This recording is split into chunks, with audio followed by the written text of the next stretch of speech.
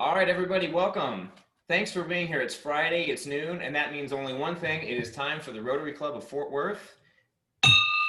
I called this meeting to order at 12:01 on Friday, August the 28th. It's great to see everyone. Folks, we've got a great meeting for you today. I almost called it a show because we have two show-stopping guests today as our program. Have you ever wondered what it might be like to discover one of the top-selling musicians of all time? We have the man who discovered Garth Brooks and continues to be his manager. We also have with us the lovely and talented Dr. Lana Israel as our program today. So we are so excited to have you here today. Also, we have a special message from our Congresswoman, Kay Granger. It's a legislative update. It's a hot off the presses. Here's what's happening in Congress right now. So without further ado, I will gladly turn the program over to Ms. Karen Teschlow Johnson, Principal and Attorney at Teschlow Johnson Law, PLLC, for our invocation. Karen? Thank you, Carlo. Let us pray. Dear God Almighty, hi, hello, hola, bonjour, salam, and shalom. We come together today to thank you for this gift of life. Thank you for our breath and for the beating of our hearts. Your children, black, brown, white, yellow, beige, and tan, are in challenging times. From the impact of Hurricane Laura to California fires to civil unrest in our country, we are in need of recognition and reconciliation. We are in need of peace. But in also recognition of the 57th anniversary of the March on Washington for Jobs and Freedom, Martin Luther King Jr. said, "True peace is not the absence of tension, it is the presence of justice." Let us recognize that we all stem from you, our Creator.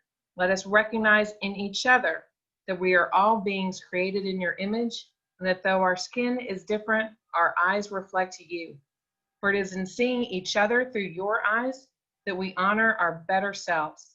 Let us recognize each other by acknowledging the words of Rabbi Nachman of Breslov: "The day you were born is the day that God decided that the world could not exist without you." We all have meaning and purpose. Let us honor each other and let us say, Amen. Karen, thank you. What a heartfelt and lovely invocation. Thank you for doing that. Now it's my pleasure to turn the program over to our very own Wesley Gentle, Director of Advancement for the Arts Council of Fort Worth. And I've been told that we have, it's a tradition of the Rotary Club to start every meeting with the singing of the full national anthem. And I've been told that we have a hometown hero that will be featured as our national anthem for this week. Wesley, who do we have?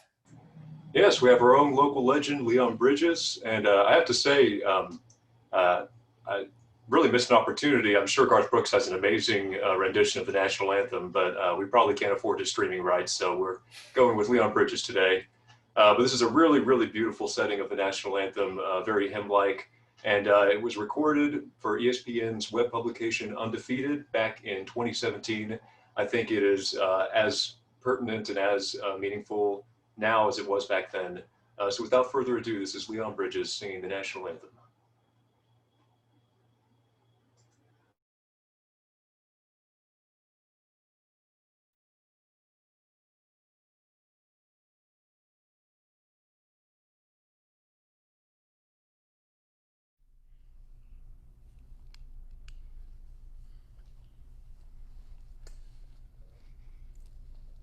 Oh, say, can you see by the dawn's early light what so proudly we held at the twilight's last gleaming, whose broad stripes and bright stars through the perilous fight o'er the ramparts we watched were so gallantly streaming, and the rockets' red glare, the bombs bursting in air, gave proof through the night that our flag was still there. Oh, say does that star-spangled banner yet wave for the land of the free, yeah, and the home of the brave.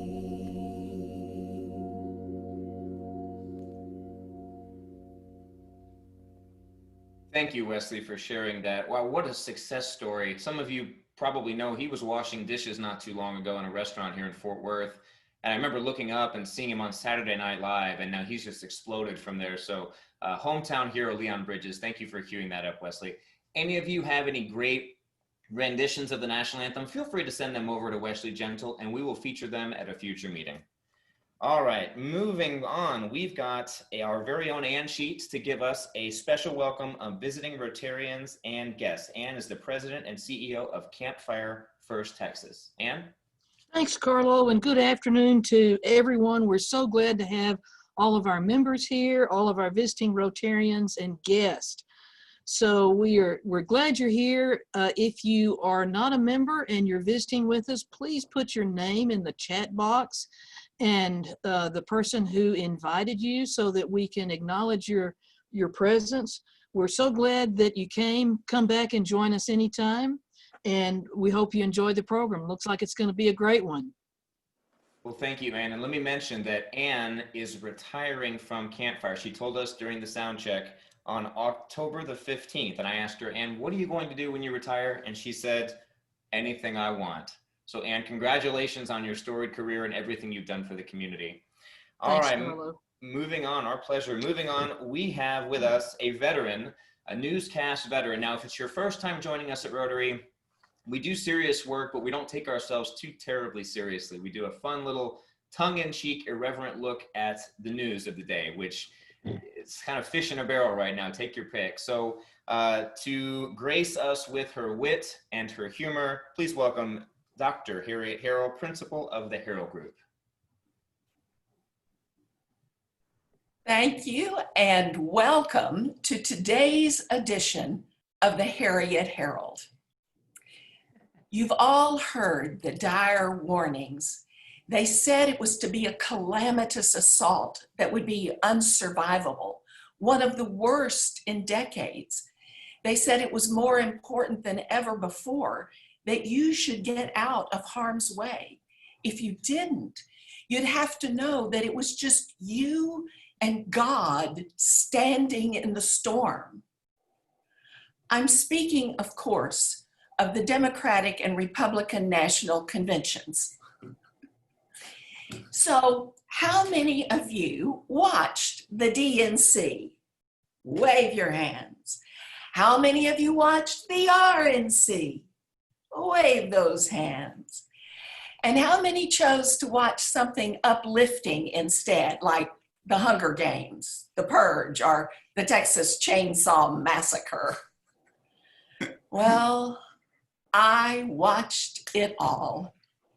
First of all, I want to call attention to the most surprising thing about the two conventions, how much they were alike. How many times over the last 2 weeks did you hear, "This is the most important election of our time. The stakes have never been higher. The apocalypse is coming"? Another thing the two had in common was their celebration of the 100th anniversary of women's right to vote. Just think, 100 years, and Joe Biden has been in office for half that time. Just think, 100 years, and Trump takes the bold stance of pardoning Susan B. Anthony. He said he wishes her well. Just think, 100 years. You know, back in 1920, men said that women shouldn't vote because they had never produced anything of significance. Answer: only every US president. Unfortunately, all of them male. How long, oh Lord, how long? Both conventions worked hard to demonstrate how diverse they are. Republicans deny racism. Democrats decry racism. And what I want is a world where a Black man or woman becoming a senator is not unusual. Well, a little local news. Do I have an opportunity for you, particularly those Rotary Spotlight participants who've all confessed to us that their pandemic extravagance is drinking more?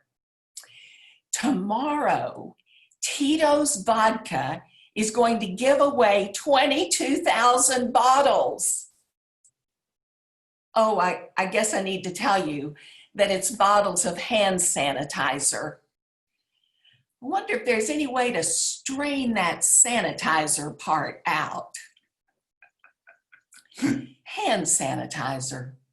Never in my life would I have imagined that hands consume more alcohol than mouths.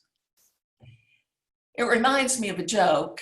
A man goes into a bar and orders a Corona and a Hurricane. The bartender says, "We just call that a 2020. So it's time to start school. Has there ever been a more fraught topic? Just about everyone is impacted in some way. My daughter has a child in kindergarten and one in high school, so it's a full-time job for her. I took a duty shift with kindergarten the other day. It's pretty amazing, really. That day, we learned, among many other things, how to pin the teacher so that everyone could see her. The next day, one of the 5-year-olds learned how to mute the teacher so that no one could hear her. And we worried whether children that young could learn online. As I listened in on the hard stuff that my high school granddaughter was working on, I remembered how miserable it was back in the day working with my daughter, her mother, on her math homework. Revenge is sweet. The city has just decreed that we are all to wear face masks until December 1st. Well, I'm glad, and it inspired me to find out some things about mask wearing, and so here are some of my insights. According to my scale, my face mask weighs 7 pounds. Now that ears are wearing sunglasses, headphones, and a face mask, ears are officially a purse. I'm not working out with a mask on is now my favorite excuse for I'm not working out. I just got an invitation to my cousin's wedding. They didn't give a dress code, but I'm assuming that it's black mask. You've heard of click it or ticket, a slogan telling drivers to use a seatbelt or they'll get fined. Get ready for the new slogan of 2020, mask it or casket. So finally, in the spirit of the last 2 weeks, God bless me, God bless you, God bless everyone who wears a mask, God bless Rotary, God bless Fort Worth, and God bless these United States of America. And that's the news from the Harriet Herald. Harriet, well done. I felt like I was at one of the national conventions right then. So Harriet wanted me to let you know she is an equal opportunity roaster. She does both sides of political parties. She'll do baptisms, bar mitzvahs, and birthday parties. So you can always give her a call. If you are interested in giving the newscast a try, if you're a brand new Rotarian, you need to do 6 acts of service, and doing the newscast would count as one. And I'll tell you, Some people are so good, it's almost like we should put them on stage or like on TV. You can do lots of things. You can joke about education. You can joke about Congress. You can joke, you can make international jokes. And you can, as long as you're properly socially distancing, we're okay. And if you want the expensive mask, we can do that too. So let us know if you're interested. And it's okay, as long, you can even be cute. Really, whatever you'd prefer to do, no problem. So Harriet, thank you. And anyone who wants to newscast, we'd love for you to. All right, moving on very quickly. We have we have 3 proposed new member second readings. And so to help us with that, it's my pleasure to introduce Mr. Blake Moorman. He is the Acting Director of Sales and Marketing for the Fort Worth Convention Center. Blake? Thank you, President Carlo. We have 3 second readings today. The following proposed new members were submitted during the August 21st, 2020 program. If no objections are received through the voting process, then these proposed members will be accepted into our club. First proposed member, Mr. Michael Woolman, Interim Campus Director, UTA Fort Worth, Classification Higher Education, Proposer, Carlo Capua. I move his election subject to attending a new member Rotary information session. Thank you, Secretary Blake. I have a motion. Do I have a second? Anyone you can raise your hand? Okay, Leslie Oliver with the second. So we're going to vote. I'm going to launch a poll here. It should come up on your tablet or your computer. It may look a little different on your phone. So if you could vote, indicate your vote, yes, no, or abstain. This is again for Michael Woolman, UTA Interim Campus Director, to admit as a member of the Fort Worth Rotary Club.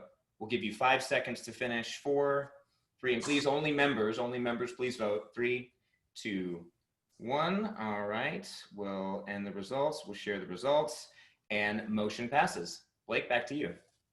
All right, thank you. Second proposed member, Ms. Deborah L. Barnett, Director of Operations, American Pecan Council, Classification Agriculture, Proposer, Carlo Capua. I move her election subject to attending a new member Rotary information session. I have a motion. Is there a second? I Second, Gary. Second, Gary Cumby, thank you. So again, we'll vote for this time for Ms. Deborah Barnett. The poll should be up. We'll give you about 15 seconds to take a look. Again, please respond by yes, no, or abstain. We'll close the poll in 4, 3, 2, 1. All right, here are the results. Motion passes. Back to you, Blake. All right, our third and last proposed member, Ms. Emily Nichols, Director of Sales, Biotissue Incorporated, Classification Medical, Proposer, Christy Eckler. I move her election subject to attending a new member Rotary information session. All right, I have a motion. Is there a second? Second. Second by Tran Trong. All right. So we were going to launch the poll for Emily Nichols. Take a look and please indicate your vote. We'll give you about 5 seconds. You guys are getting faster. 4, 3, 2, 1. Poll is closed. We'll share results. Motion passes.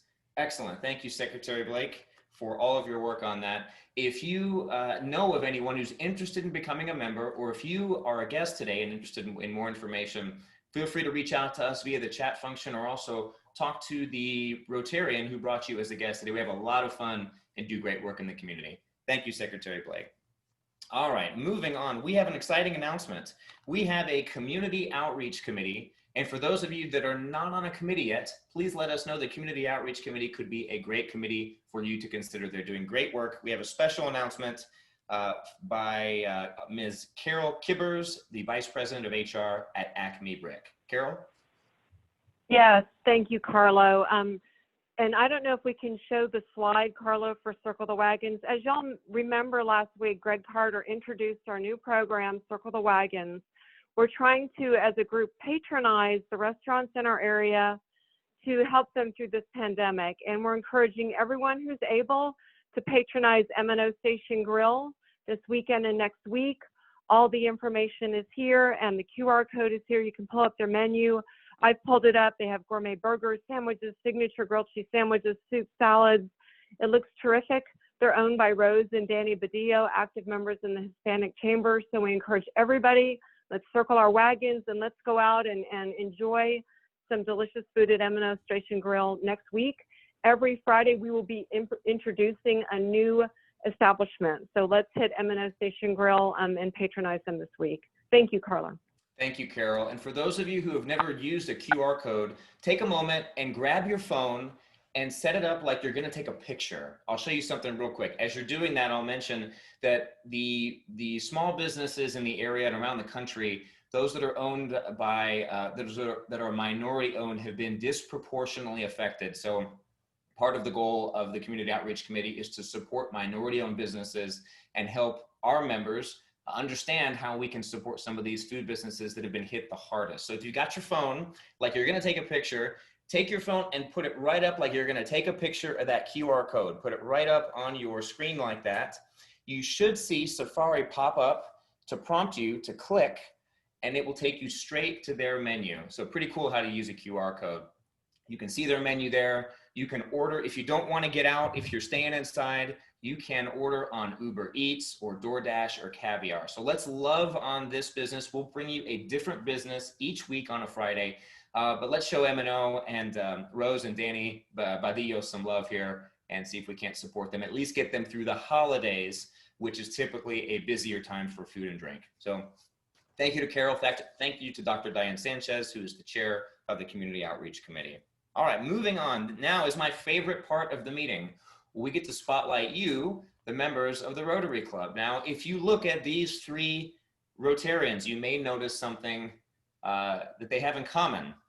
Now, they are not siblings, but they all happen to have the same last name of Oliver. So let's throw it over first to Casey Oliver. She is in charge of public partnership and outreach at good old Texas A&M University. She's been a member since 2014, 6 long years. Casey, feel free to take yourself off mute and tell us a little bit about how you've been coping with life during COVID-19. Thanks so much, Carlo, and happy Friday, everyone. Thanks for having me as a spotlight with my 3 Oliver sisters and brothers. I started when I was 2016. Andy Taft and Becky Fetty got me involved, and just service in the community in general is at the heart of what I do for A&M. So it was a natural fit for my city that I love so much in Fort Worth. So it's been really fun. When I'm not a Rotarian, I am chasing 3 boys, Henry, Charlie, and George, around. I'm coaching their basketball teams, showing them that their mom still has some moves while I have some moves left. And I also own a small business, Casey & Co. So between all that and other Aggie travel and stuff, we stay pretty busy. The greatest extravagance, I think that's one of the questions. Before Corona was personal travel, and of course we haven't done as much of that. And then after Corona, it's been just taking time out for myself. We've had a lot of family time, and while that's great, I also enjoy just some personal time as well. And then how has life been affected after Corona? We just took a big pause, and that crazy calendar that we usually have and the hustle and bustle stopped. It was actually pretty nice in a lot of ways. So we just try to remain positive and take that time to kind of have a restart. So that's what we've been doing. And then the maroon and white, of course, at the core of everything. So. Well, thank you. And the core of everything, I don't know if that was a pun or not, but Casey, thank you. Institutes of higher education have been affected all around the country. Casey's coming to us from her new office. You can see she's been downsized a little. So we thank you for your commitment, Casey, and thank you for being a great Rotarian. You. All right, next up we have, who was our greeter today, Ms. Leslie Oliver. She is the Chief Philanthropy Officer at the Center for Transforming Lives. She's been also a member for 2014, also 6 years. Leslie, tell us, how are you coping with life during this crazy upside down world? Yes, the crazy upside down world is not my favorite, but when I'm not in Rotary, which has been a very good coping mechanism to see all of y'all every Friday here on the Zoom.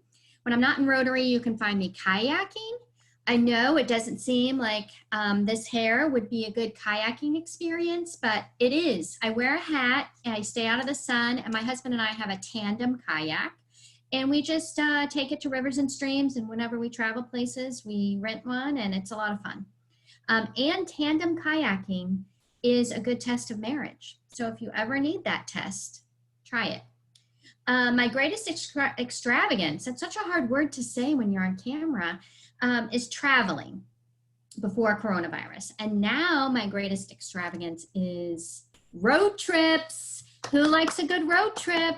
I do. This girl loves a good road trip. We've been to Ruidoso and Slidell, Louisiana, where my brother-in-law lives. And it's all been great because we have cooked our own food and taken our own linens and just gotten a change of scenery. And of course, coronavirus has not affected me personally in that I've been sick, which I've been very grateful for. And I've heard a lot of folks have been, and I wish them well. And I'm praying for those who are sick and their families. But it has reduced my contact with people face to face almost to zero. And I was in the office yesterday at the Center for Transforming Lives, hence the butterfly. And I got to see my team in person with masks from 6 feet away, and we got to meet. It was so refreshing and rejuvenating and inspiring to see people and live and in person. But of course, our contact has not ceased with our donors at the Center for Transforming Lives. We've gotten a lot of support from our donors to keep our families going on their paths from poverty to prosperity. And so we've been really grateful and lucky to have that experience, to Zoom, to be on the phone with folks, and to send letters in the mail. I just love the mail. So a pandemic can't stop us from working with families, women with children who are homeless, and getting them into safe housing, having early childhood education be at the core of everything, and then working with them on financial stability. So I'm really glad to be here. I'm glad that Tim Plasica invited me to apply and sponsor me into Rotary after Dr. Glennice Robinson suggested strongly that I join. And it hasn't, I've had a great time since. So thanks for having me. Leslie, thank you. And thank you for all the great work that CTL does in the community. All right, to round us out, we've got Mr. Wes Oliver. He is the first Vice President of Wealth Management at Raymond James, member since 2013 for 7 years. Wes, talk to us. How's life? Don't forget to unmute yourself, Wes. And I think Wes is here. Let's take a look. Sorry, there he is. Myself. There's the man. There we go. Hello, everybody. Thanks for the introduction, Carlo. I appreciate it. Well, last of the Olivers here today. I joined Rotary back in 2013. Amy Bearden, my good friend, introduced me to it. She was the secretary back then. And Sid Johnson was my sponsor. So it's been a great experience for me to be in Rotary, and I'm looking forward to many more years of it. When I'm not in Rotary, well, now you can find me at home mainly, or home/work. It's all the same right now. My wife and I are both working from home, and it's been a kind of a different experience learning how to do that. We've been cooking at home a lot more. Still picking up food here and there. We have eaten out once or twice. That's been an interesting experience with all the distancing. Recently done some Zoom classes where they were teaching cooking, which has been a lot of fun. Had a couple of people set that up, and we buy all the ingredients and everybody cooks together. So at least it's a little way to interact. That's been kind of nice. So before COVID, my wife Kathy and I used to travel a lot and see different things, and like the other Olivers, we all seem to travel, and that seems to be our thing. And we've been doing some road trips too. We've been down to the Hill Country a couple of times and stayed at a little bed and breakfast kind of place that has its own little kitchen. That's been really nice. But our big extravagance now is we get out and go for a drive in the afternoons just to get out of the house. So that's been really good, and hoping when all this is over, we'll go back to traveling a lot more and maybe make up for some of the travel we missed. Work-wise and what's changed, it's been really interesting because I can't meet face-to-face with people, and through email, phone, Zoom meetings. I've been having to settle people down with all this going on. People get really nervous about how their investments are doing and things. So it's been a really different experience to have to deal with that. Hoping to get to go to the office soon. I haven't been to the office in 4 or 5 months now, and don't have a timeline yet for when we can go back. Just going to continue to work from home, but looking forward to that, and looking forward to going to Rotary again and having lunch on Fridays. Thank you all for letting me introduce myself today, and I hope we have a great rest of the meeting. Thank you, Wes. And Wes has had so much free time. That plant behind him on the table, he actually painted the painting above it. So way to sharpen those skills, Wes. And that concludes the Oliver Show of Member Spotlights today. All right, we have a very special announcement. Moving quickly to the Honorable Kay Granger has recorded a message. She's giving us an update that very few people know. Congress update. There's some information on defense and what she's doing on behalf of our country and of our community in our city here in Fort Worth. And I'll throw it over to Wesley Gentle to cue us up with Kay Granger's video. Thank you for inviting me to talk to you today. This is called remote conferencing, but I'm right here in my home office in Fort Worth. The Congress is in our 6th month of working from our homes, then returning to DC for votes.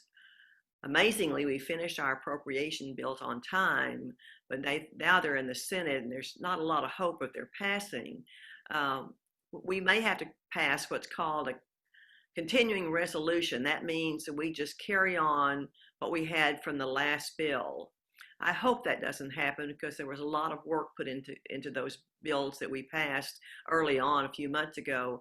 And so I hope we can work it out. I am just so disappointed in the partisanship that we're showing in Congress right now. We're in a crisis like we all are. We should all be working together.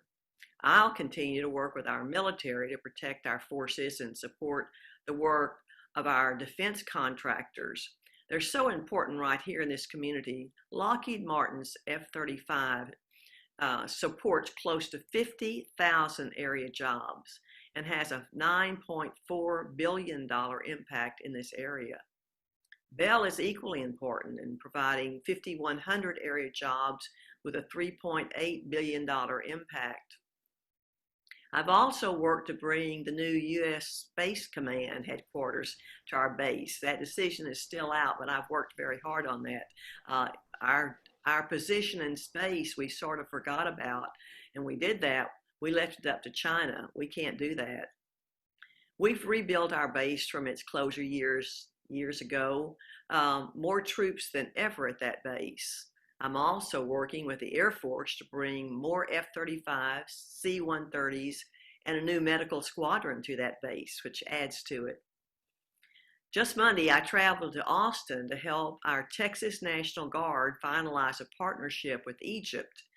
That's a strategic plan to strengthen our relationship with other countries to stand strong against Russia and China and try to stop their actions against us.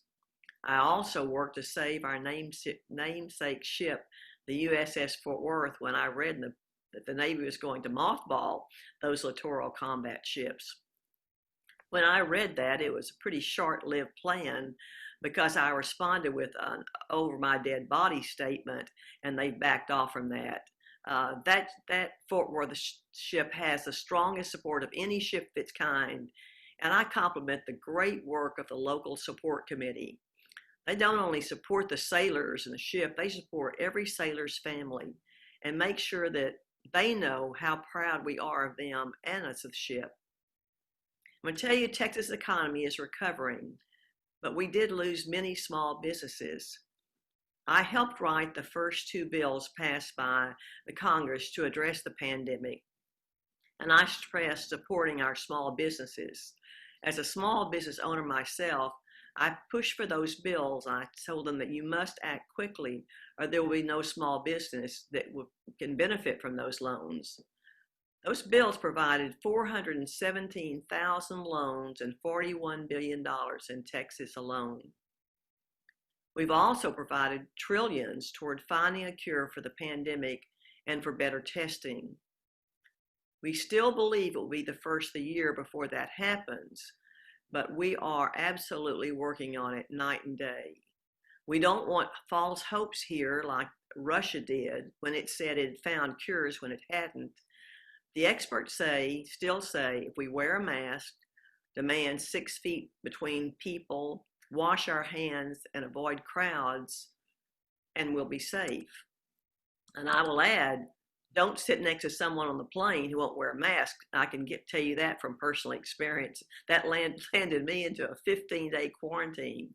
And worse than that, I was quarantined in Washington. Also, thank you for inviting me to speak to you. I'm so proud of how Fort Worth and all of my district has responded to this crisis.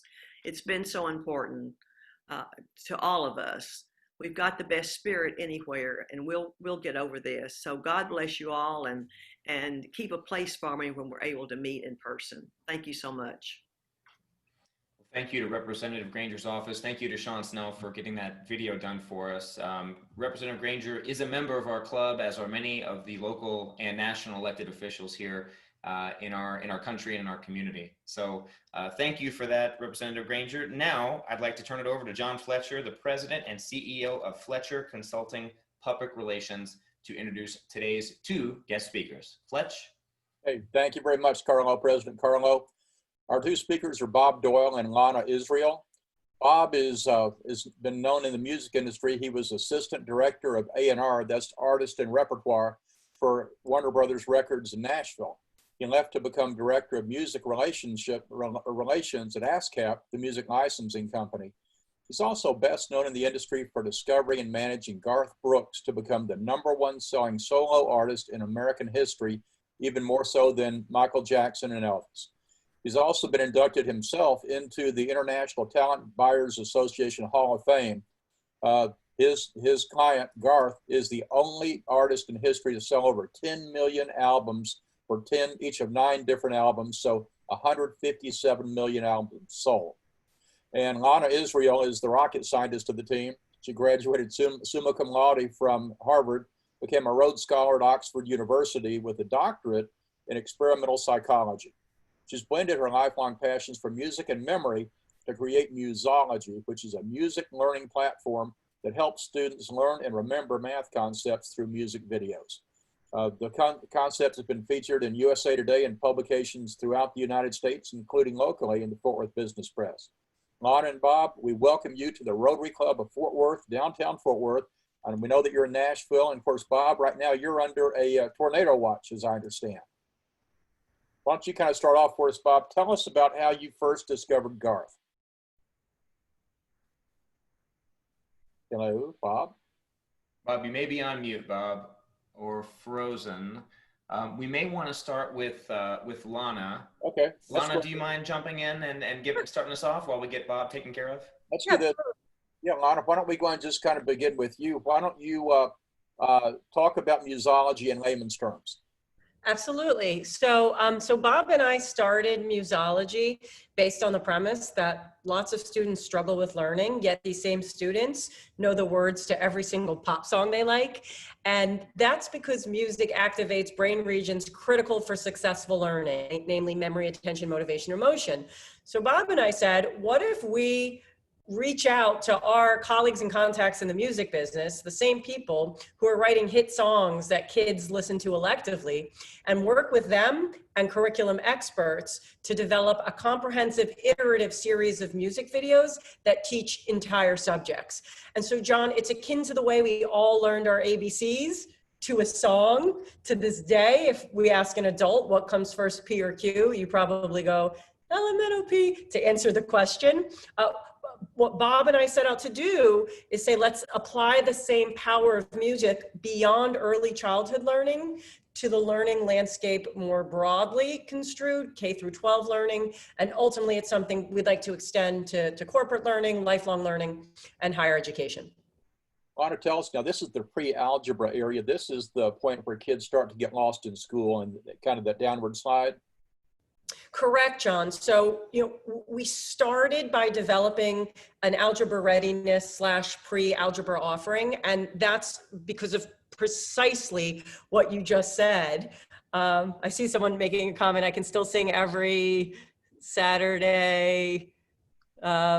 Morning Schoolhouse Rock that's awesome. I have to tell you, Sean, that the greatest compliment for us is when we get compared to Schoolhouse Rock, and Schoolhouse Rock is a great example of what we do at Musology. We're a modern day pedagogically optimized version. But John, to your question, when we looked at the K-12 landscape, what leaped off the page as one of the most acute pain points was pre-algebra, essentially middle school math. It's where we start to see proficiency really drop in math.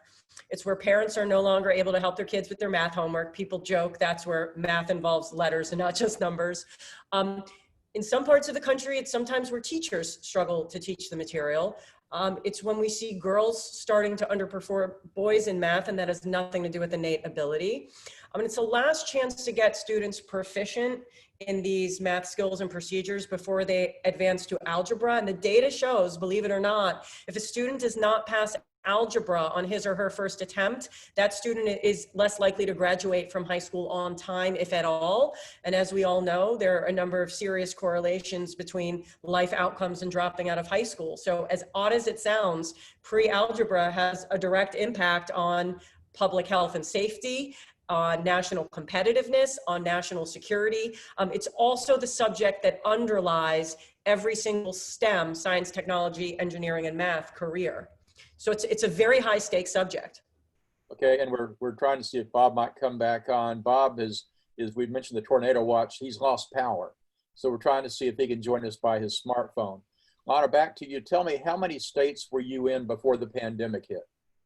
We were in 7 states before the pandemic. And by the way, when Bob does come on, just a little trivia, 7 is Garth's favorite number. But we were in 7 states before the pandemic. And now, John, we are in 48 states, Guam, Puerto Rico. We're in on US military bases around the world. So there's been a lot of heightened interest since the pandemic. Right. And so tell me, so how many states do you think right now that you're in? Oh, right now we're in 48 states, and okay. Yeah, 48 states right now, as well as other territories. All right. Courtney Lewis has asked a question about how have public school districts embraced music to teach. And I know we reached out to Fort Worth ISD, have not heard back from them yet. So why don't you kind of share how your response has been from public schools to also some of the other concepts, private schools, charter schools, et cetera? Yeah, we see a positive response across the board. I can tell you that we tend to see charter schools be in a position to embrace this and start to use it much more rapidly than is sometimes the case with public schools or school districts, or even, in the case of ISDs as well. Sometimes there are a lot of conversations that have to take place before the product can get right into the classroom. So we sometimes see faster uptick in private and charter schools. However, we see the same integrity of results across the board. And so Knoxville, Tennessee, for example, John, is a district where we're district-wide. We've done work in Hillsborough County, Tampa, Florida at the district level. So remarkable results. We see kids going from getting F's and D's in math to A's and B's in terms of their classroom grades within about 4 weeks of musology. And in terms of our in-platform metrics, we see students go from literally failing warm-up quizzes. By failing, I mean they're getting 30% and 40%, to watching our math music videos and then retesting. The first time they retest, we see majority of students getting 100%, perfect scores. It's kind of this outrageous phenomenon that we've replicated in every state, district, school, classroom that uses musology. And then in some places, we're doing work statewide. We've started doing work with the governor and first lady of Arkansas, and are doing a lot of exciting work statewide there. Can you, you happen to have one of your songs available that you could play for us? Harriet Harold was asking about that. Yeah, absolutely. We just released an album that's on Spotify, Apple Music, Amazon. It's called Love at First Sound, When Math Met Music. So I'd love to, I can play a song or play a music video. Do you have a preference, John? Let's do the video so they can understand this is how the kids engage. Okay, great. Let me cue that up for y'all. And right now, as we mentioned, Bob Doyle is fighting the tornado watch in the Nashville area. So he's working on that. And while Lana's setting that up, I can give y'all one other piece of information. Lana and Bob were working together when Garth came out of retirement. Then Bob was tasked with trying to project what the sales would be both for the concerts and also for concessions.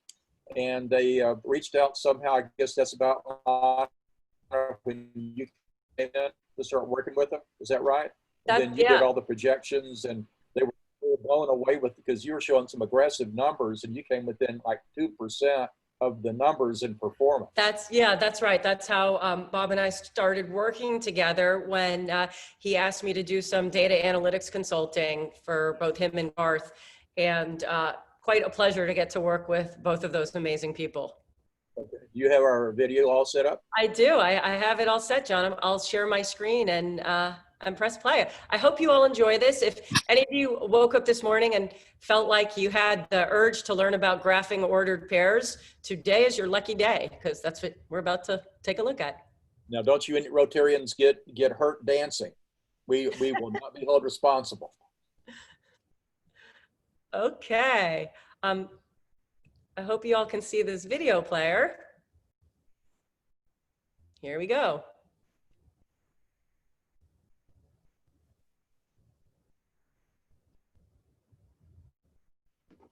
Ooh, the sound. So, Doctor, we can see the video, we just can't hear the music. When you share screen, oh, there you go, perfect. Up and down, wide, left and right, X up and down, wide, left and right, X up and down, wide. Reference lines on which you rely. The space where you grab point has a long name. Each Cartesian coordinate plane. This coordinate plane comes to be when you draw the X and Y axis. Coordinate plane like an old school map. Two coordinates pinpoint exactly where you're at. In ordered pairs, comma Y in parentheses. Moves the point horizontally, then vertically. X coordinate moves across left, right. Y moves up, down, unite. Coordinates supposed to show an exact position. You need to know the X, the Y, when graphing the mission. Left and right, X up and down, Y left and right, X up and down, Y left and right, X up and down, Y. Reference lines on which you rely. X axis and Y axis make 4 quadrants, and in this you got coordinates to find out where our point is. Using an ordered pair, to grab points, everything is relative to the origin. Think of it like a starting point when you should be on a 2D graph. 0, 0 are coordinates that mark the spot. Origins where X and Y axes cross at the center plot. The X and Y values tell you how far away from the origin a specific point will lay. For each axis, the origin takes positive and negative coordinates on each side. X positive numbers to the right, negative numbers to the left as you go. Positive numbers up, negative numbers down, below.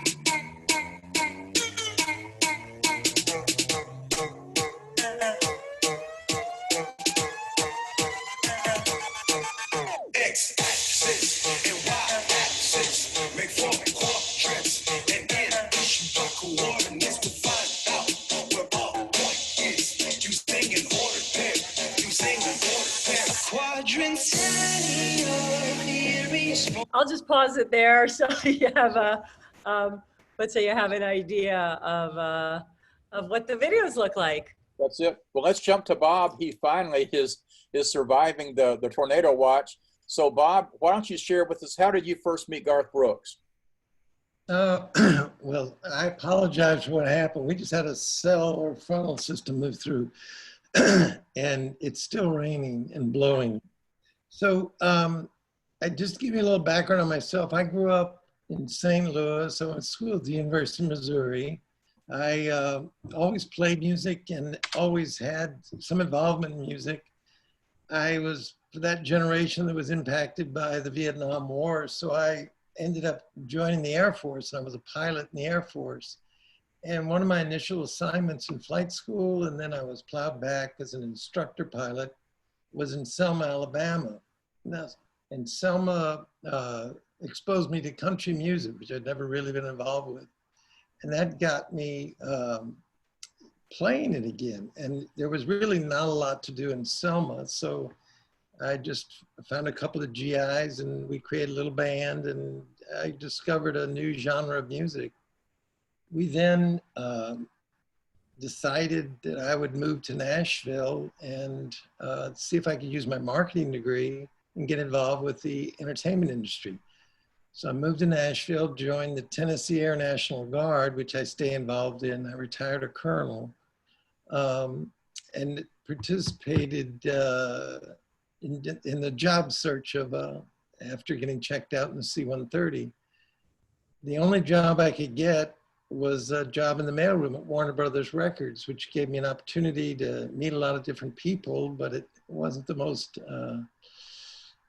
well, it wasn't the most challenging opportunity in the world, but it gave me a start. And I was given some really great opportunities at Warner's, which got me very interested in publishing.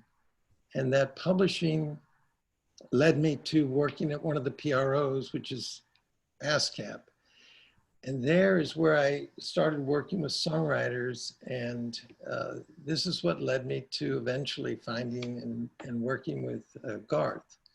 His landlady, to answer your question, gave me a tape.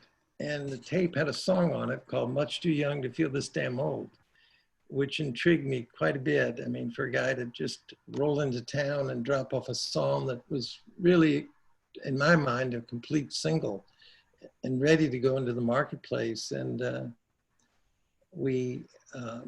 asked him to come by my office and we met and we ended up building a relationship from that.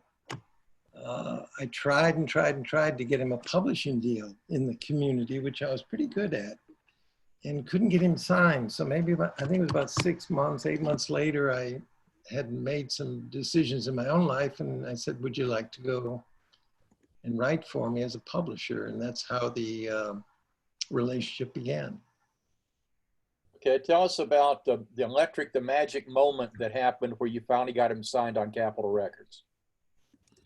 All right, that was one of those serendipitous events where you constantly are out there and trying. We had been pitching ourselves to the labels and had been passed on by everybody, not once, but maybe 3 times.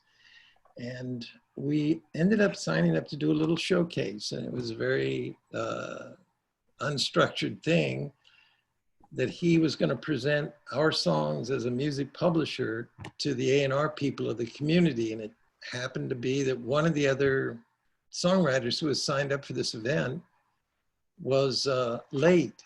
So one of his buddies, who was head of Capitol's A&R department, which is the people that sign you, came to see this other gentleman. And Garth went on in his place, and Garth impacted him and impressed him enough in the live environment to say, I want to sign you. And it was just one of those things that Garth and I got into a little bit of a discussion as to whether to do it or not. It was something we had to pay for, and he felt like we shouldn't be paying for showcases. So but it worked out, and the rest is history. So tell us about nationwide, the entertainment industry. Tell us about the impact of COVID on the entire, not just the individual performer, but the road crews and all the support structure. Yeah, the COVID is, needless to say, impacted the entertainment industry in a very, very significant way. And it's not just the entertainers. I mean, you don't realize how many people you need to put on a show. Sound guys, lighting guys, staging guys, you know, your transportation, it goes on and on and on. And all of these people that were attached to all these different artists and all these different shows have now been basically sidelined with no help. And it's a pretty tough time right now for everybody.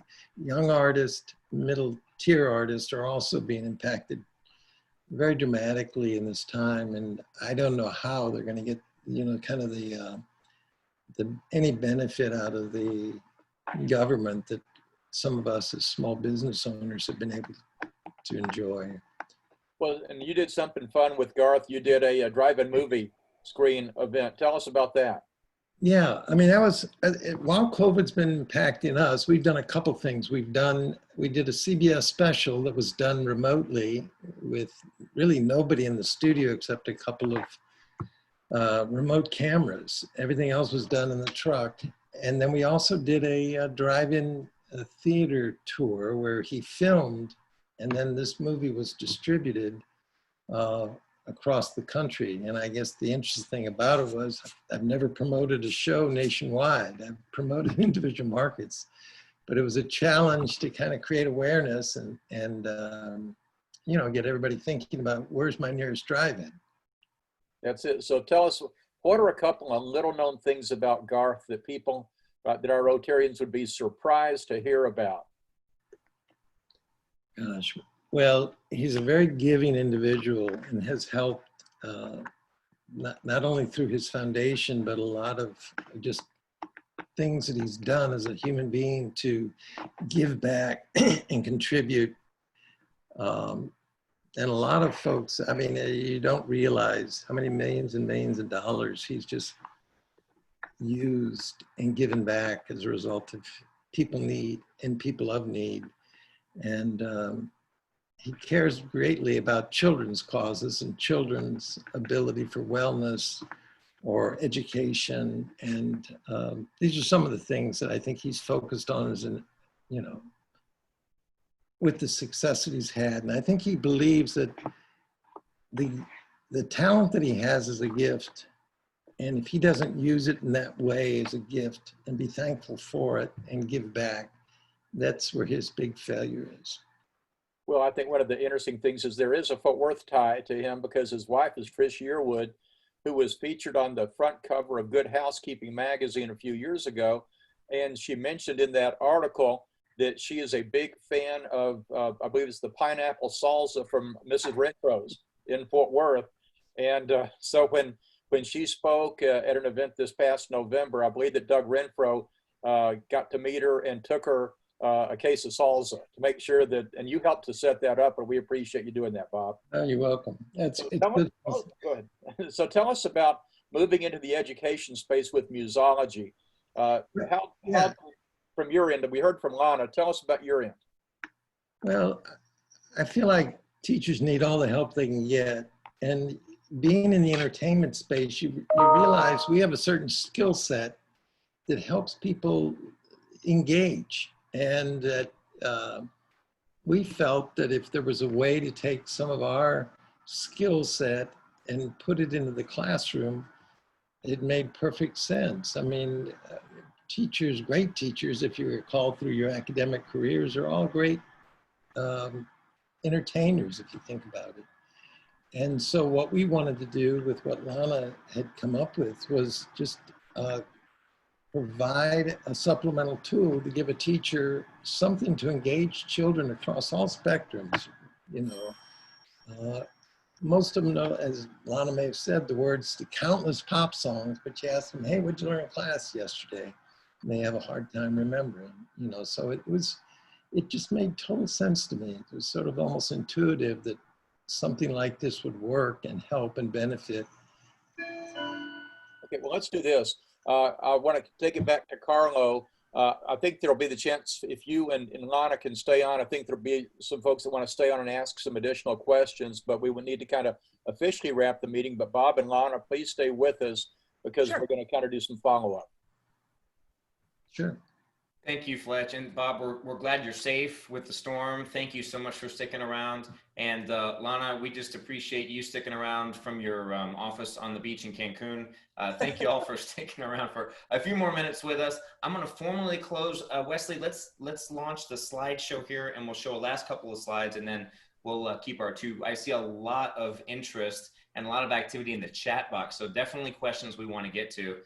If you're interested in sponsoring one of these awesome meetings, contact Shana Saldana for details on that. And don't forget, next week, there's no meeting in observance of the Labor Day weekend, but the next week, on September the 11th, we are back in person, folks. We'll have in person.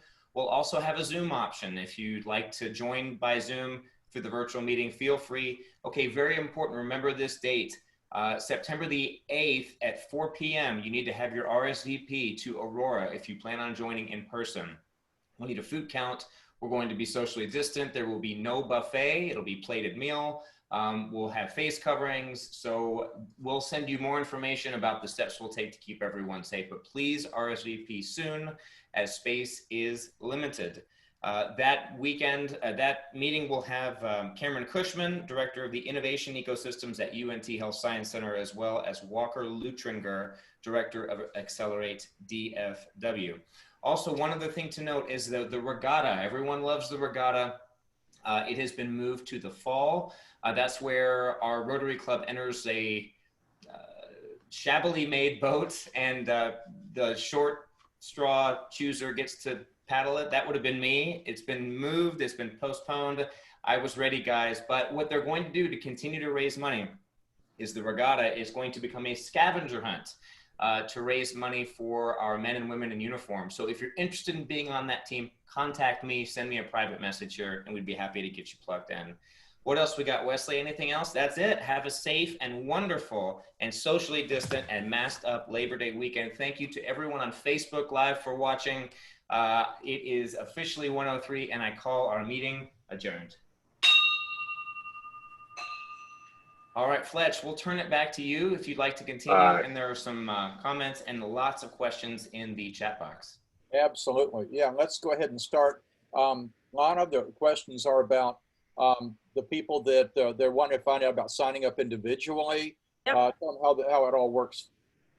Yeah, absolutely. So we do offer individual subscriptions. So parents, grandparents, guardians can get a Musology subscription for their child.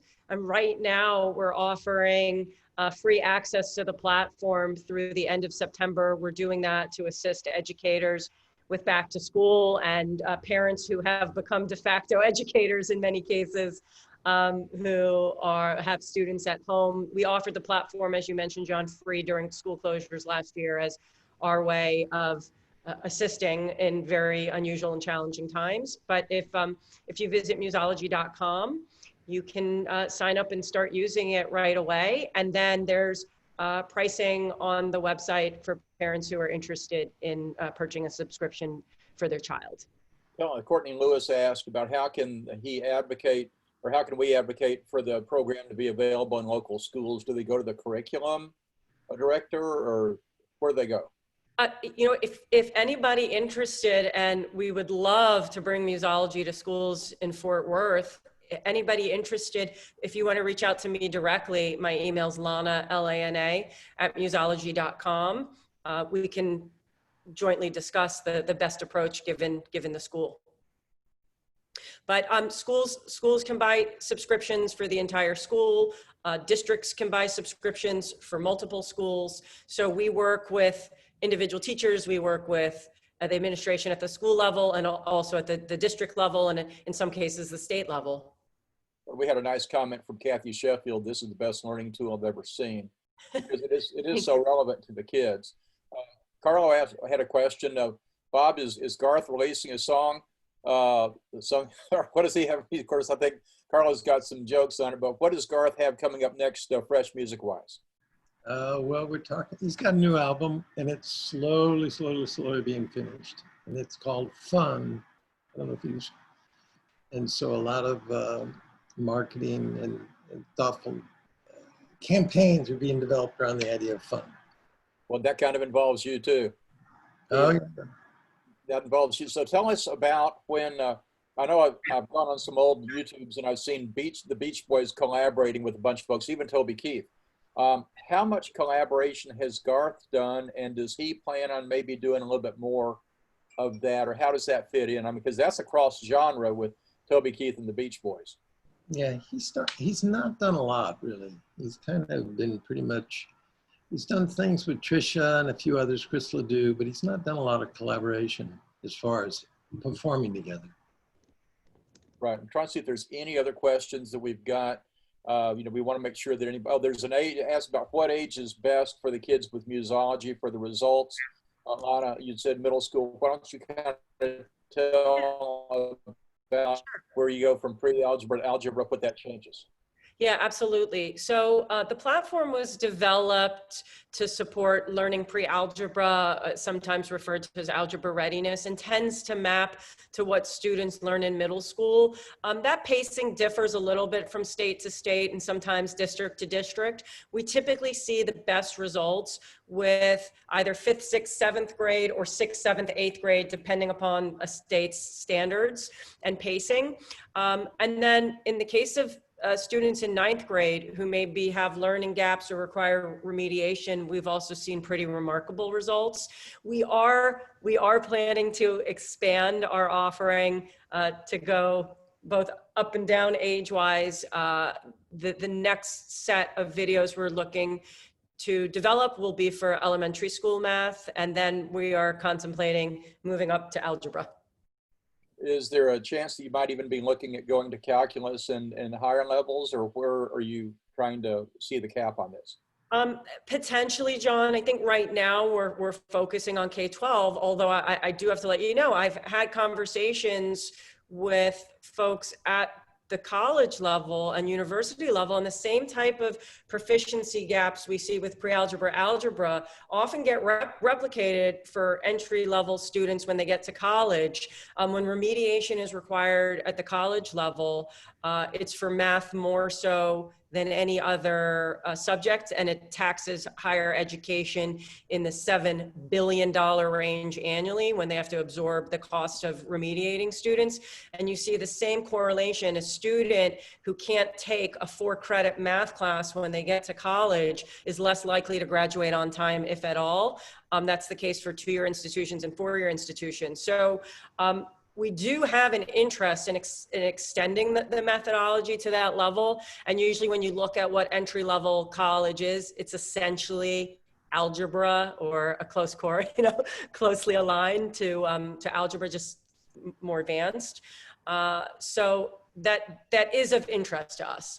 Well, but also as you're seeing the more the practicality nature of education, because you're having the schools are having to do all, non-traditional platforms, this can open all kinds of opportunities for this distance learning. 100%, John. I mean, education is being disrupted majorly right now as a result of this massive necessity to move to distance learning.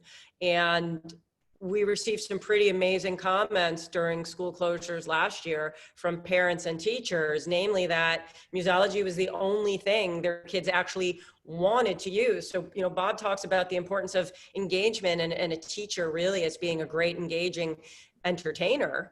And now when you have kids learning from home, I think engagement is more important than ever because you don't have a teacher with a student in plain sight to keep them focused and on task. And so that's the feedback we got from teachers and parents, like their kids legitimately wanted to use musology, and that wasn't the case for some other remote learning solutions.